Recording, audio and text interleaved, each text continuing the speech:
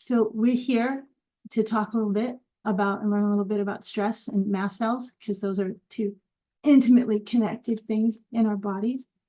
And first piece, a little bit just about who I am.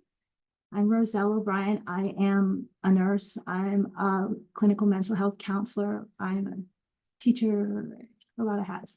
I do a lot of work, and I have for the past like 13-ish, maybe a little more years, with mast cell activation stuff and mast cell disorders, and working with people with mast cell stuff. I have MCAS, so it's not just clinical knowledge. I know from living my life and getting through every day. So that first page is just who I am and more information about me on my websites. And I'm really happy to be here. I really am, which is good. And I like these little quotes. So this is see the light in each other and be the light for each other, because we are uniquely able to support each other with everything, even good days and bad days, because it's sometimes that gets a little, or can get a little lost in the shuffle of getting through the day, but then we can still, we're always a support for each other, as is mast cell action. So this is a little roadmap of what we're going to be talking about. Well, table of contents, because it's really looking at the things that we know, specifically at what's happening in our bodies physically with mast cells that are bringing about and impacting the reactions that we experience. So we're going to start with what mast cells are and what they do, how mast cells communicate, what is mast cell activation and why does it matter so much. And there's a lot of terminology, so it's just like the four most important words, and understanding what mast cell activation is, and mediators, and how it all fits in with stress, because stress is an unavoidable part of our lives, mast cells and otherwise. And I think the most important piece is having maybe some strategies and tools for our toolboxes that can work in some combination of them. So that's how we're going to be moving through these slides today.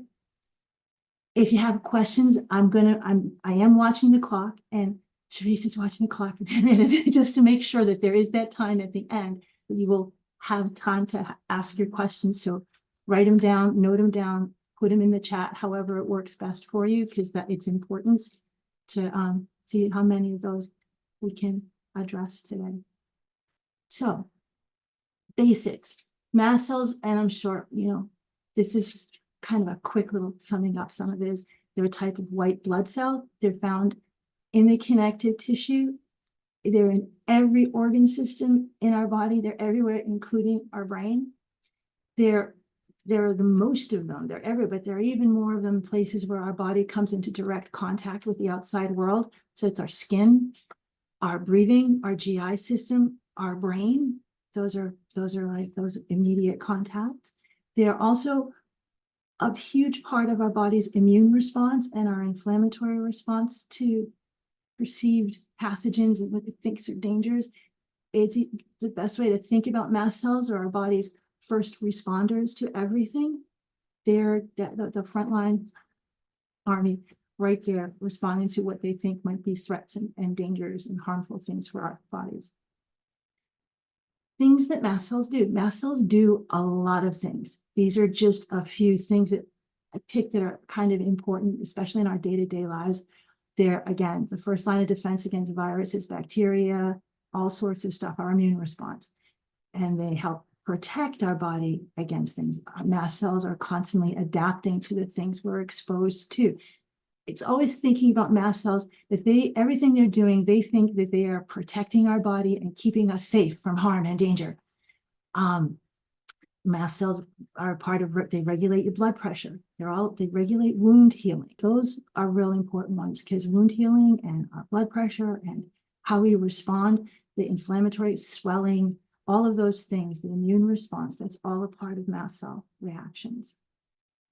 And the cells in our body, we don't necessarily always think about it in this way, but they are in constant communication 24/7, awake and asleep. There are our nerve endings, and the way they communicate, they go through the spinal cord and straight to your brain. There's all of this stuff And they're always sending signals. That's how we are able to perceive our realities and be alive, is through the cell communication and through the nervous system. So cells exist. They can send information by just being physically close to each other. So if a mast cell is physically close to another cell, they're in communication just by being close. And they also talk directly with our brains, and our brains talk directly with our cells and our mast cells. And then neurotransmitters. And it's interesting, histamine will pop up. And I know we hear histamine a lot about mast cell reactions and food choices and things. Histamine does a lot. They interact at the cellular level with a lot of messages all the time in our bodies. So we were talking about the nervous system. I know this is a little bit of a biology lesson. I'm trying to make it as kind of short and sweet as possible, but it's important to understand that mast cell reactions are about physical things happening in our body, even the ones that are emotional, that's still happening because of a physical thing that's going on. So our nervous system is in charge. It runs everything, and it allows us to do everything: move, eat, feel, think, digest, breathe, be able to remember things and have memories and sleep, and just to perceive and sense and interpret and understand everything that we experience with all of our senses, and to make sense of it. And our nervous system also responds to stress and stressors and stressful situations. The nervous system is divided in general to two. There's the central nervous system, which is your brain and your spinal cord, and the peripheral nervous system is everything else. So that's kind of an easy way. It's just like, there's this part, and then it's everything else. Mast cells, they have a constant two-way communication back and forth with our nervous system, and all the information that we take in about being alive. The mast cells talk to the neurons and the neural functions, and they talk back to mast cells. So it's a back and forth all the time. And so it's important that the information that's going back and forth at this cellular level be correct. So when things are going well, it is. When things are not so well, there's some glitch with the communication. And that's where MCAS lives, and mast cell activation issues and disorders. Mast cells in the nervous system can be activated by lots of different things. Histamine, there's neurotransmitters or chemicals. They're a way that our body uses of sharing and giving information back and forth within our bodies. So histamine is one of all the mediators that we think of are they're neurotransmitters. They're kind of vehicles for communicating. Inflammation is something that gets mast cells going. You know if mast cells are involved if you are experiencing inflammation. Stress leads to histamine and serotonin, and also the stress hormone pumping. These are all things that when they happen in our bodies, they cause mast cell activation and bring on the reactions that we experience. So mast cell activation. I see a lot of like pictures like this one, and I kind of go, okay, yeah, that means nothing to me. And I'm a nurse, and I've had to, like textbooks, and I had to go to school and everything. I look at this and go, I get this, but this isn't helping me. So I thought that, and then this one is sort of, I see things like this a lot, and it just makes me think of Star Trek and something happening in outer space. It's like, really, what is this all about? This one I found because these are actual pictures of mast cells, and that the one on the left, a resting mast cell, is a mast cell when it hasn't encountered a reason to degranulate, and the one on the right is an activated mast cell.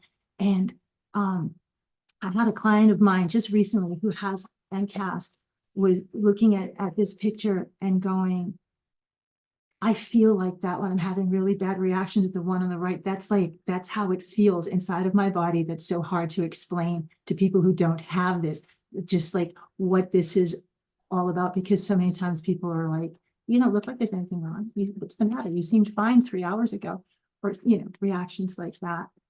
But so there's that. So it sort of makes it clear, but not really. So with all the terminology, I've kind of narrowed it down to four basic words that we just need to know. Activation is the thing that mast cells do when they encounter something that they perceive as a danger or a threat. They get activated. Degranulate is they crumble. That's what once they've been activated, the mast cells crumble. Mediators are the chemicals that activated mast cells pump into the body, of which histamine is only one of hundreds and hundreds of chemicals as they degranulate. And then there are receptors. But to think of receptors as doors on the cells. Every single cell in our body, every single cell has receptors on it. And those doors, they let things in, specifically with molecules. So anything that we take into our body, caffeine, sugar, salt, nicotine, histamine, ginger, chocolate, anything, there has to be a receptor, a door on the cell, so that can come into our bodies and enables those molecules to then interact with our bodies. So understanding that there's got to be a door in is important. So that's like 4 words that matter the most. And you can also think of mast cell activation in 4 steps, which are just those same words. Those are the steps of it. Mast cells encounter something that they perceive as a threat. It doesn't mean that it actually is a threat, but our body is perceiving something as a threat or a possible danger. They get sensitized and then bang, they're activated. The next step is they degranulate, they crumble. And the third step is they pump out all those mediators, all those chemicals into our bodies. Those mast cell mediators hit the mast cell receptors, those doors, and they get in. And that's when, and this happens in fractions of seconds, because that's when we start having reactions. That's this step 1, 2, 3, and 4 has happened. So I thought it would be interesting to just see. I'm not going to dwell and sit and go every single last one thing, but some mast cell mediators and what they do. And I picked some reactions, the more familiar ones that people have, and just to see how many things there. So there's histamine and its skin symptoms: hives, flushing, swelling, itching, breathing, coughing and wheezing, GI stuff, diarrhea and inflammation, gastritis, headaches. And it also acts as we mentioned, a neurotransmitter. So it's also acting as a means for communicating from our nerve endings to the brain. And then here's one that's getting itching. It can be a big problem with people. There's a mediator for that. And then the leukotriene, shortness of breath and airway inflammation. So they get them. So going back, so this one for breathing with the histamine was coughing and wheezing. And this part of breathing is shortness of breath and airway inflammation. They're all different mediators. So sometimes some people can have problems with breathing, but have problem A and not problem B. It just depends on what's happening in their body and what's flooding what in any given moment. Then with pain, chronic pain and neurological pain and fibromyalgia is all a part of the reactions of mast cell activation and what's going on.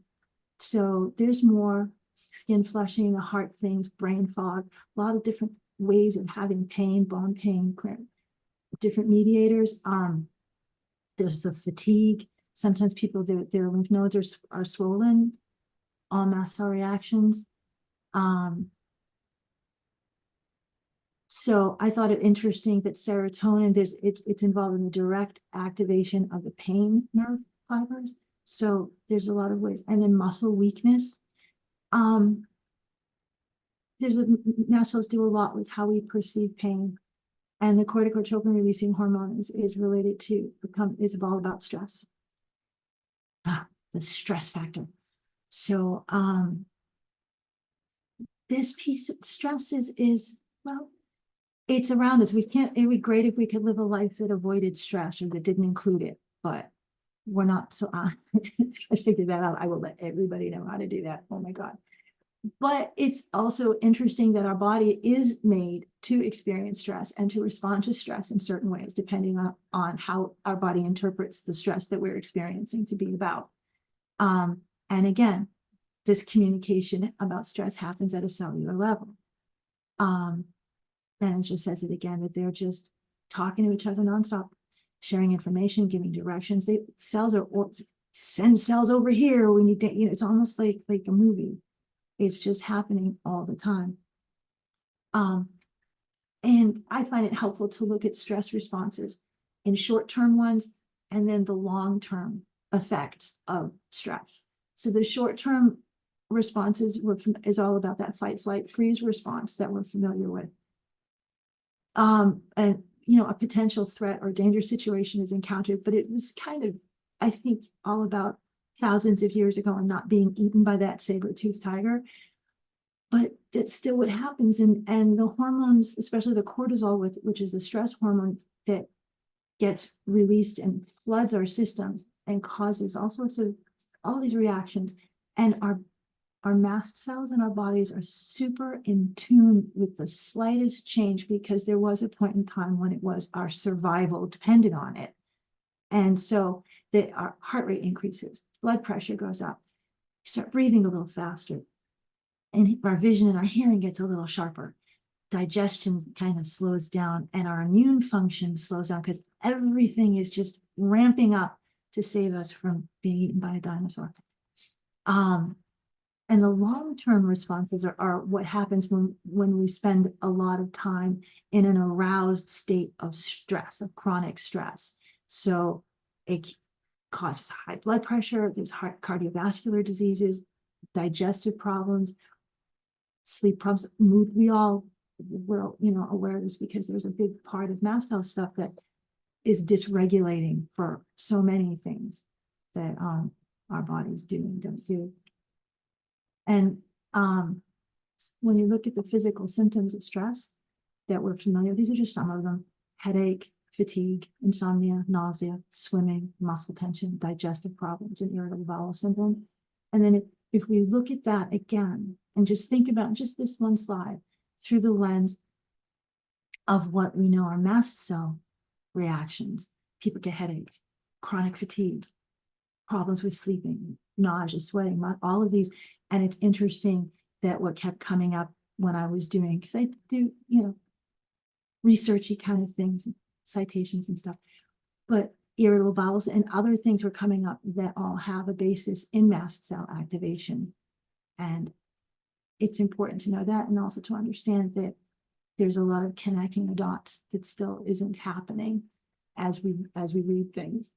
So there are receptors, there are doors into the body for the cortisol, for the stress hormone, on every single mast cell in our body. So they're in every organ system, it's in our brain, it's everywhere. Cortisol causes mast cells to degranulate. It gets them activated and causes them to degranulate and pump out all the mediators and making the reactions happen or making them worse. Chronically levels, long-term elevated levels of cortisol and it does suppress the immune response and suppresses the function of mast cells. We need our mast cells to function because they are the ones that let us know when there really is a virus or a germ or bacteria, when we are sick, when there is something going on. We want our wounds to heal.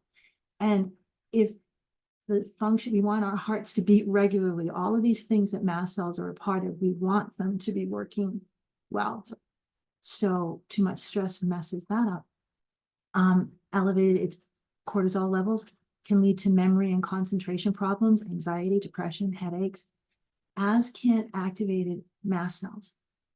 With the mediators that they pump out, memory problems, brain fog, concentration problems, anxiety, depression, headaches, all of the reactions. So they independently can do this, and when you get them together, it just worsens the experience and intensifies it. So these are just, because you hear a lot about triggers and stressors. These are just a few very common triggers that can bring on mast cell reactions that are about stress, physical exertion, and that is very individualized. For some people, physical exertion of just getting dressed in the morning can be enough to start mast cell reactions to ricochet. Other people, they can tolerate more physical exertion before having a mast cell reaction. Extremes in temperature, whether it's hot or cold. Intense emotions, whether positive or negative. So you could be sobbing or cracking up laughing and having a wonderful conversation, and they can equally cause mast cells to degranulate. One we don't always think about is concentrating. Work, reading, sitting at the computer. that intense focus is also a stress and can cause mast cell activation and mast cell degranulation. And socializing, not, which I mean this a little differently than having a good time and experiencing the emotions, but just there is a certain stress of just being on in a social situation. Maybe since we're all here in a Zoom environment, some people I know there are days when I do find doing the video really stressful, but they're more tolerant of the audio. So that kind, I was thinking that those kinds of social activities when you're in person in front of somebody and just having that awareness can be and is a stress. And we don't always think about it like that, but it all adds up. So I like this quote because it's very true. A smile can relax hundreds of muscles in your face and relax your nervous system. A smile makes you master of yourself. And I like Thich Nhat Hanh and I've read a lot of his mindfulness things. I find it very helpful. This really, it specifically is going to like feed into what we're talking about next. And this part of it is about the strategies and game plans. Like, okay, here's foundational information, the physical piece of it. Well, how does this play out in my world? And what do I do to not feel so awful? Which is, that's what it is. And a strategy by definition involves having and moving toward a goal, having a game plan. And the stress and mast cell strategy and game plan, it has to include an hour thinking and our awareness of things. It needs a holistic health and self-awareness understanding, because we kind of live in a world that compartmentalizes everything. This little section for but we're not. In reality, we are one body, and something that happens to one area of our life and ourselves impacts the whole of who we are. And looking at it in terms of holistic health, you look at the physical, emotional, cognitive, social, and spiritual aspects of being who we are, because everything impacts us, whether we're paying attention to it in the moment or not. We're still being impacted in some way, because we are all one of a piece. We're all one body, one person. So starting there and thinking a little differently about who we are, because it seems there are a lot of ways that we're taught in so many different ways that like we're supposed to care more about other people than we care about ourselves in a lot of ways, put ourselves a little second, we get to take care of the people we love or take care of our kid or whatever it is. And these array of disorders, having a mast cell activation syndrome or issue, it changes things radically inside of ourselves about how we look at who we are, because it becomes very important. The first thing we absolutely have to do is take care of ourselves first. And we're not, that's always, it's like, oh, isn't that being selfish? It's like, no, that's just taking care of you so that you can do the things that the other work of your life. So a big part of that is informed decision making, and that the choices that we make really need to be about our personal bandwidth and tolerance in any given moment, and that it's changeable, and that it isn't a space for self-recrimination. It just is part of the world that we live in. And that it's challenging to make plans, but as long as we're keeping things open, that, okay, here's this, the decisions that you make are based on what you can tolerate in any moment. And as long as you put that center stage, that's informed decision making, because you're starting from, because we get, oh yeah, I can do that. Because I think for many people, there was a pre-mast cell life and then a post-mast cell problem life. And, I forget, it's like, oh, I have to be a little more careful with just how many places I go shopping to on a Saturday kind of thing, because I will suffer for it in 2 days.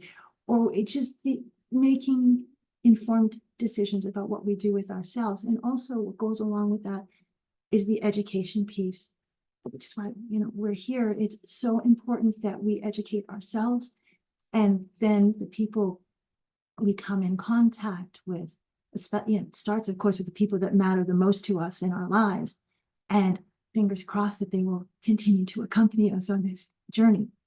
But it's also the people we come in contact with, which includes medical and healthcare professionals who may or may not want to have a conversation about this. Because, and this feeds into patients in the face of challenges, because I know here in the US, I'm assuming it's a similar format there in the UK.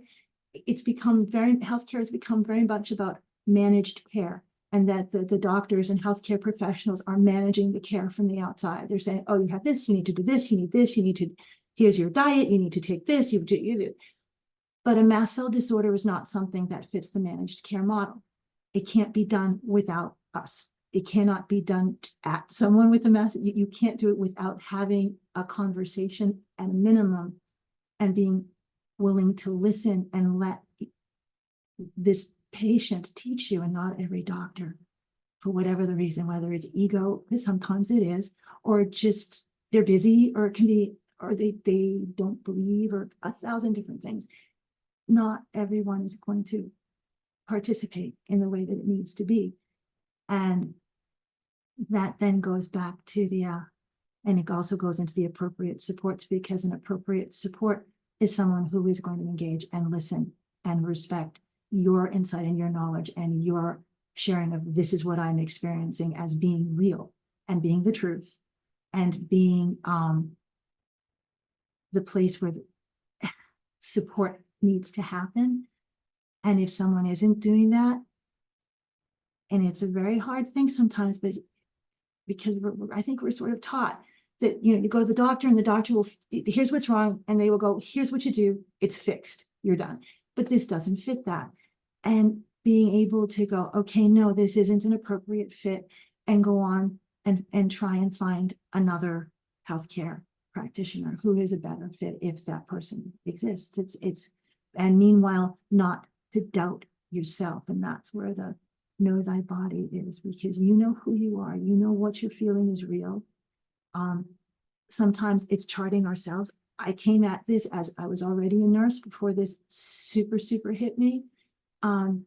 So I just kind of went in my little nursing brain. I was like, well, if you have the right form, you can fix anything. So I just started, when things were really bad, I would document myself, and I would write down this minute, every time things changed, because it was like, it was a worse feeling to feel completely at the mercy of something that I couldn't control and didn't understand. And that was, 2011, 2012. It's been a little bunch of this huge learning curve since then. But that piece of really knowing your body and not being intimidated by the system, or because sometimes they can kind of be like, almost be convincing that, well, maybe I've got it wrong. You don't have it wrong. That's the piece of it. And being willing to teach other people in spite of it. So some of the tools for the toolbox part of it is important. And I wish, oh gosh, I wish there was like, here's the one thing you can do, and bang, mast cell reactions will be down to a whisper, and things will be so radically improved. But it's not that cut and dried in the world. So these things that I've listed are things that, if we approach them all at once simultaneously as multiple tools for our toolbox that we use all the time, sometimes this will work, use a little more of this, a little less of that, depending on what's going on and what works the best with each person's individual body, reactions, triggers, and everything like that. So circadian rhythm awareness, it's important because our bodies are very in tune with the light and the dark. And it involves reactions that are physical, cognitive, emotional responses that happen because of what's happening with this system. And if it gets dysregulated, it's very in tune to when it's daytime and when it's nighttime, physical changes in our pupils and the way we're perceiving light. It's affected by the food we eat.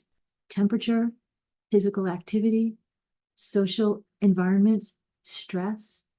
It influences when it's all about managing, and if it's derailed, it's going to negatively impact and influence our sleep patterns, hormone release, appetite, digestion, our perception of our body temperatures, and it goes on. But having things occur in a regular pattern supports our circadian rhythms. And the three biggest things are sleep, our eating, and exercise. And those are three super challenging things in the world of mast cells, because they just are. Exhaustion is real. Chronic fatigue is real. All of the triggers are real. How do you, so there is a little bit of work in finding out how this can play out in each person's life. But it's also, so there's for your body, there's the circadian rhythm, but it's also been found through research that mast cells have their own circadian rhythm as well. So, and what keeps things on an even keel at this level, again, goes back to, and it isn't like you have to eat at 9 o'clock in the morning or anything like that, but just that one eats regularly, that one sleeps regularly, even if their sleep is, I sleep for 2 hours, then I wake up, then I go back to sleep for 2 hours, that you still allow time for that sleep pattern to happen. And the exercise piece of it is hugely important. These are also things that when you stay on top of them and you keep doing them, you are retraining your brain and your cells and your mast cells. We don't always think about it. Well, I'm jumping the list here. Let me stick to the list because I'll get to it with the retraining the mast cells part. But I very briefly mentioned that the nervous system is the central nervous system, which is the brain and the spinal cord. And then the peripheral nervous system is everything else. Part of the peripheral nervous system, there are cranial nerves. The difference is with all the other nerves, the communication goes from our nerve endings to the spinal cord and through the spinal cord to our brain. That's just the relay system. Except there are 12 pairs of cranial nerves. And cranial nerves, they don't go through the spine, the spinal cord. They have direct communication with your brain. The vagus nerves are a pair of the cranial nerves. Vagus nerves are in charge of the fight, flight, freeze response. So in panic. So the vagus nerve is immediately telling your brain, run, saber-toothed tiger, it's going to eat us, flee. Research has found that what gives the exact opposite message to our brain involves our breathing. And if we emphasize exhalations with a vocalization and a smile, because the smile piece is important, because the muscles, the nerve endings that regulate moving our muscles of our face into a smile configuration are another pair of cranial nerves. And that's another direct message to the brain, we're good, we're happy, life is good. So think of it with the vagus nerve breathing. Like let's say you really were just being chased by a saber-toothed tiger and you got away and you're free and you stop and you go, oh, and you exhale, it's doing that. And when you think about it in that context, you're letting your brain know, okay, we're good, we're safe. We're not being, threatened anymore. So if you can do that a lot, and we're in the world of neural and brain plasticity, where we're teaching our brains and ourselves new neural pathways, and it's repetition that puts the new learning in place. This does help. It isn't like a cure-all, but this is one of the tools in one's toolbox. You just have to keep doing it and keep doing it, and it does override that fight flight. So when your body thinks that you've encountered something that is going to produce a reaction, that mast cells will be activated and degranulate, if you can very quickly start overriding that message and giving a message, no, we're good, no, we're good, no, we're good. That's what this does. And it absolutely helps to retrain our mast cells to not be crumbling so much over every last thing. So again, it doesn't happen like in an hour, and it is over and over, but it does help. And The retraining exercise is also another way of retraining our mast cells to not react. But again, it's working with our bodies and not pushing it too much and finding ways, and it isn't gentle. It's like moderate exercise. I have found for myself and feedback from other people that interval training works because you're giving yourself a few seconds in between being physically active to try. It helps to maintain things and give that message that we're good. And also the vagus nerve, that breathing and the smile on your face is all about retraining. It's like, no, we don't need to react so intensely. And another aspect of it is I have on the list of is the neuroscience of memory, because this plays into the physical part of it. We're very familiar with how meditation is emotionally helpful and does positive brain changes, as does visualizations really help. The way that our brains remember things, and we remember using all our senses. I don't know if something like this has ever happened to anybody, but I know sometimes, like out of nowhere, I like at the store or something, I will smell somebody's perfume. This happened one day, and I smelled somebody's perfume. It reminded me of this perfume that I was able to wear when I was like 15. And in that moment, I was like so back in 1975. I was like, wow. In that moment when that happened, and it was this intense memory, I know I was remembering something, but in our brain, it can't tell the difference between yesterday and today. Our brain thought that that's what was happening right now and responded systemically accordingly, sent out all the peace, joy, chill messages. So knowing that these are physical responses that happen, that's another area of using these tools that we were familiar with, but with a different understanding of them. They can be used as tools to manage mast cell reactions, in this very physical way, with that communication with the cells going, we don't need to react. So, and again, think about all of our senses. So visuals work. Sometimes it can, whatever. And it is, again, trying to create an ambiance of the opposite of fight flight, think of it like your little Zen zone. Because if you can maintain that, then stress is not going to be hitting all of our receptors, all of those mediators, and ramping everything up with the cortisol and the histamine and everything else. That's like, if you catch the flutter and you feel it just start to flutter, and if you have them at the ready all the time. I know, like for a lot of people, for me, it's patchouli. For some reason, patchouli will just chill me out instantly. Other people, I know it's lavender. I mean, it can be anything. If there are scents, our olfactory sense is huge in the associations in our brain. And it's also, we remember things and we store information in multiple areas of our brains.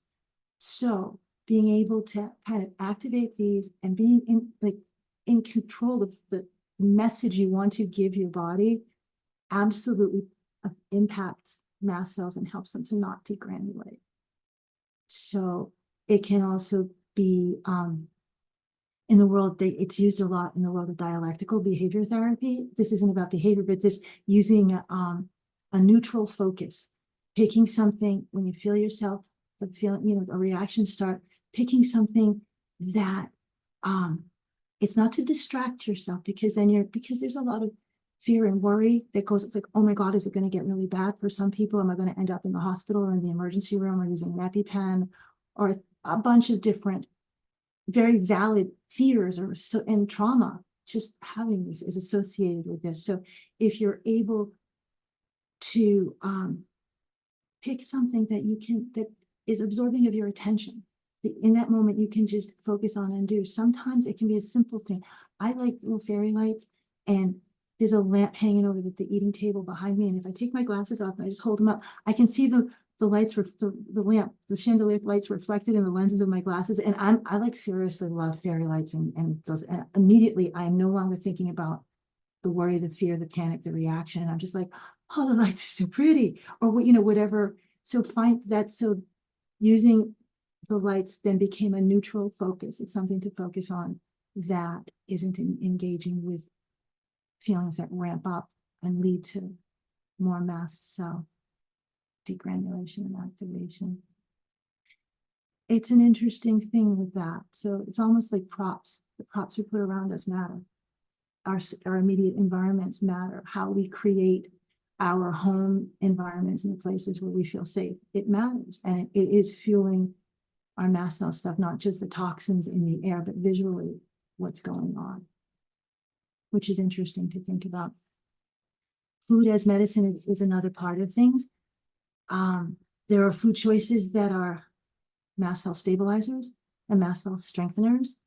There are food choices that making choices that are, we know the foods can be high and very high, medium, and low in histamine. It isn't about necessarily stopping eating, but for example, like if you notice that every time you have this spinach salad, because spinach is very high in histamine, and if you have a really terrible mast cell day, have a salad, but pick different greens and see if that helps. So thinking about food in terms of, is this possibly potentially aggravating symptoms? And then these are fruit that grapefruits are really helpful in stabilizing mast cells, as are green cabbage. There are lots of, and I know what people are able to eat can be very challenging with a mast cell disorder, but within that understanding, being able to pick foods that are mast cell stabilizers, green tea is another one that's a mast cell stabilizer, making those kinds of informed choices. Again, doing all of these things will help. And the medication piece of it is that goes back to the receptors. A lot of it is a big part of it, because Benadryl is a go-to, and it is a histamine one. There's 4 histamine doors, 1, 2, 3, and 4. So Benadryl and hydroxyzine and Zyrtec and things, those ones are histamine 1, door 1 receptor blockers. Famotidine, so Pepcid and Zantac and things traditionally for your stomach are histamine 2, door number 2 receptor blockers. The more doors you can block, the less of that histamine or whatever you're blocking is going to be able to hit your system. So reactions aren't going to be as bad. That's what they're about. H3, door 3 receptor blockers are traditionally Parkinson's medications, because Parkinson's mast cells are a part of Parkinson's disease. And the H4 receptor blockers are cancer medications. Just so, but there's that piece of it, just have it. And also with medication, sometimes to think about, because we think, I can't take this medication, I can't take this medication when you're having mast cell reactions. And this is all, again, living this way is a stress, but if you're able to kind of take charge a little bit, not that you're not, but just in having this kind of approach to the strategies that you do use and put in place, it all helps to manage stress, because these are all stressors. But with medications, it's interesting. I was talking to someone just this past week, and no matter what they took, they were having the same reaction. So it was like, that tells me maybe, that it isn't the medication necessarily, it's your mast cells. So if you, and how doing a lot of these things to help retrain mast cells might make it so that we're better able to tolerate taking different things, and whether it's food or medications.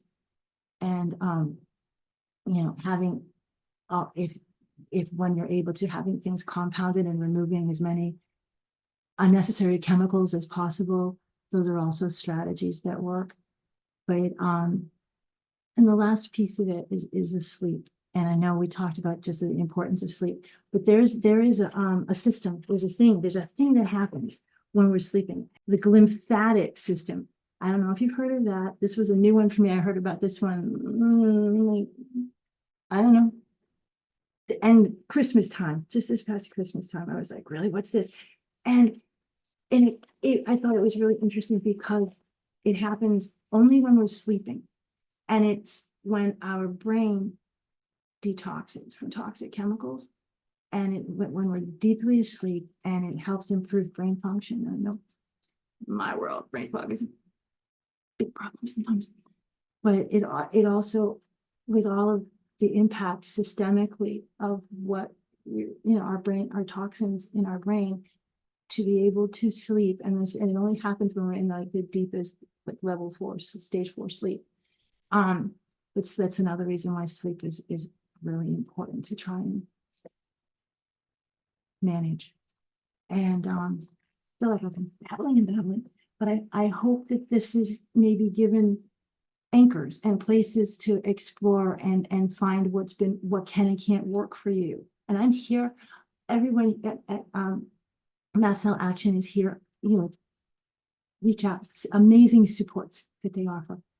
And so the last little thing is, I like this one, in a little Hallmark card moment. There's only one way to get through some things, and it's together.